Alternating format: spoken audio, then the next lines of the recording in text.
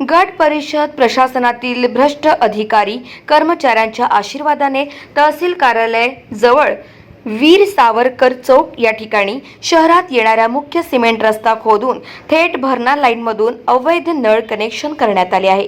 एकीकडे शहराला एक दिवसाआड पाणी पुरवठा करण्यात येत असून दुसरीकडे या प्रकरणामुळे पैठणकर जनतेमध्ये असंतोष पसरला आहे। याबाबत तात्काळ घटनास्थळी पंचनामा करून दंडात्मक कारवाई करून गुन्हे दाखल करण्यात येणार असल्याची माहिती पाणी पुरवठा विभागाचे प्रमुख व्यंकटी पापुलवार यांनी गाव माझाशी बोलताना दिली।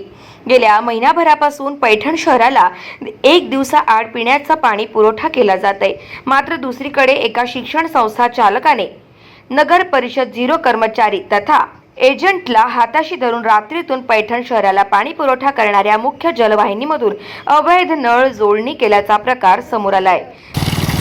लोकांना छोटे छोटे कनेक्शन दिले जाते आणि ते एकच कनेक्शन आहे। काय पाणी किती पाणी झालं बघा, पाण्यावर की पाणी। गाव माझा न्यूज साठी मनोज परदेशी, पैठण, छत्रपती संभाजीनगर।